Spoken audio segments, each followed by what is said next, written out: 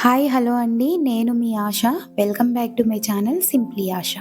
ఇవాళ వీడియో ఏంటంటే పండుమిర్చి పచ్చడిని అయితే ప్రిపేర్ చేద్దాం అనుకుంటున్నా. ఈ సీజన్లో పండుమిర్చి అనేది చాలా విరివిగా దొరుకుతుంది. ఎంతో టేస్టీగా ఉండే ఈ పండుమిర్చి పచ్చడిని మీకు షేర్ చేద్దాం అనుకుంటున్నా.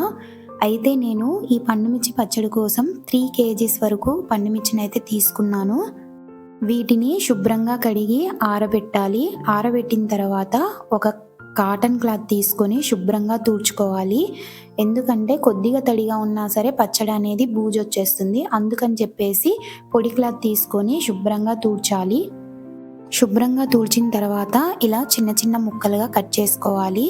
అంటే 1 మిర్చిలో ఒక 3 పీసెస్ టైప్ లాగా కట్ చేస్తే సరిపోతుంది. దీంట్లో తొడెం ఉంటుందండి, ఆ తొడెం కూడా తీసేయాలి. తీసేసిన తర్వాత ఇలా చిన్న చిన్న పీసెస్లా కట్ చేసుకోవాలి.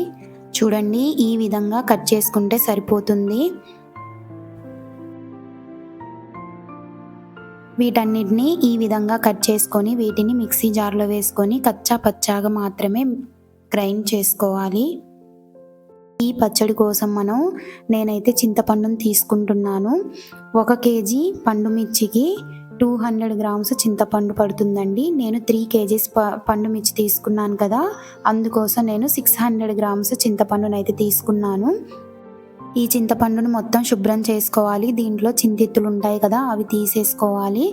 ఇంకా దాని పీసు కూడా ఉంటుంది కదా, అది కూడా తీసేయాలి. తీసేసి మంచి క్లీన్గా చేసుకోవాలండి. చింత పిక్కలు కూడా రాకూడదు, అవి ఉంటే పచ్చడి బూజొచ్చే ఛాన్స్ ఉంటుంది. అందుకోసం అని చెప్పేసి ఇలా క్లీన్గా చేసుకోవాలి.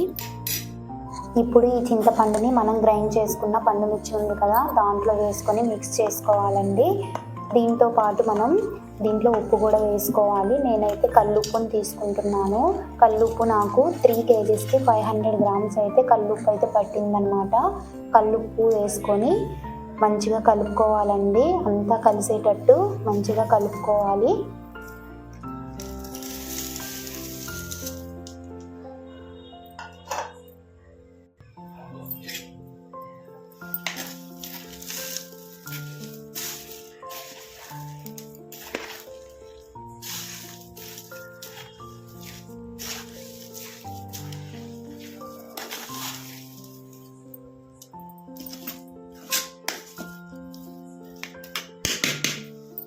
చూడండి, ఈ విధంగా మొత్తం కలిసేటట్టు కలుపుకోవాలి.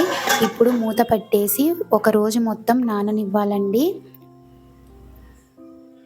ఒక రోజు మొత్తం నానిన తర్వాత నెక్స్ట్ రోజు అండి 2 స్పూన్ల మెంతులు, 3 స్పూన్ల జీలకర్ర వేసి దూరగా వేయించుకోవాలి.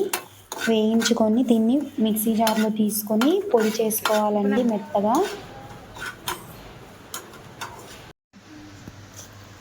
ఇలా చూడండి, మెత్తగా పౌడర్లా చేసుకోవాలి.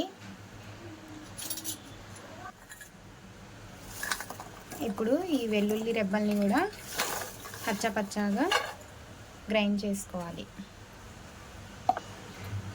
చూడండి, ఈ విధంగా గ్రైండ్ చేసుకుంటే సరిపోతుంది.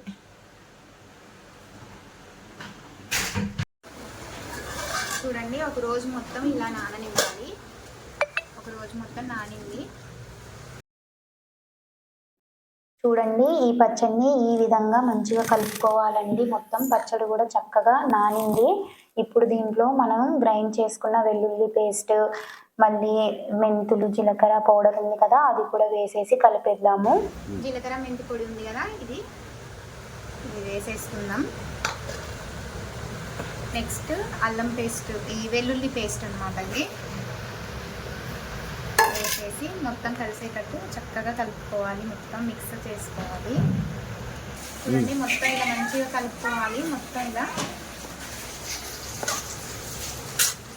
ఇప్పుడు దీన్ని గ్రైండర్లో వేసుకోవాలి.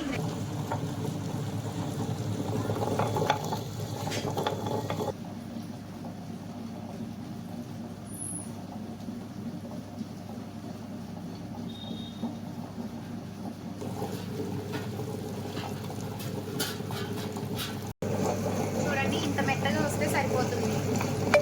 ఇంత మెత్తగా వస్తే సరిపోతుంది.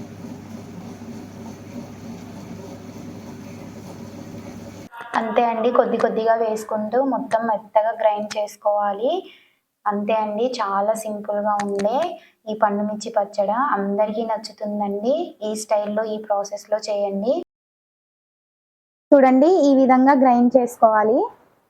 ఇది 1 ఇయర్ అయినా మంచిగా నిల్వ ఉంటుందండి. ఫ్రిడ్జ్‌లో పెట్టుకుంటే 1 ఇయర్ అయినా మంచిగా నిల్వ ఉంటుంది. మీకు కావాల్సినప్పుడల్లా కొద్ది కొద్దిగా తీసుకొని తాలింపు వేసుకొని వేడి వేడి అన్నంలో వేసుకొని తింటే చాలా టేస్టీగా ఉంటుంది.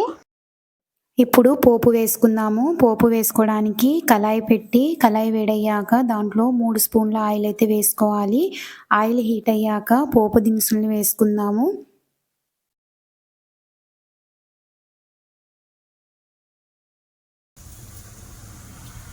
దీంట్లోనే వెల్లుల్లి రెబ్బల్ని కూడా వేసుకోవాలి. కొద్దిగా కరివేపాకు కూడా వేసుకోవాలి.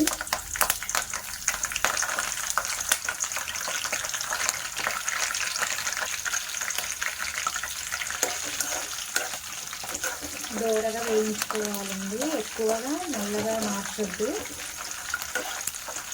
దోరగా వేయించుకోవాలి. చూడండి ఈ విధంగా వేగితే సరిపోతుంది. స్టవ్ ఆఫ్ చేసుకొని ఇప్పుడు పచ్చడిలో వేసుకుందాము ఈ పోపుని. చూడండి పచ్చడి నేను కొద్దిగా తీసుకున్నాను. ఇప్పుడు దీంట్లో పోపు వేసుకోవాలి.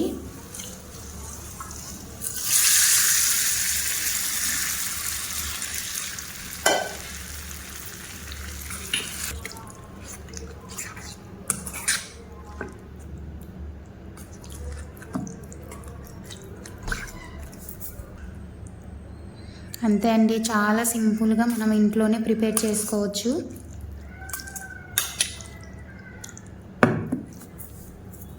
వీడియో కనుక మీకు నచ్చినట్టయితే ఖచ్చితంగా నా ఛానల్ని సబ్స్క్రైబ్ చేసుకోండి. అలాగే లైక్ చేయండి, షేర్ చేయండి. నా వీడియో ఎలా ఉందో కామెంట్ సెక్షన్లో కామెంట్ చేయండి. Thank you for watching.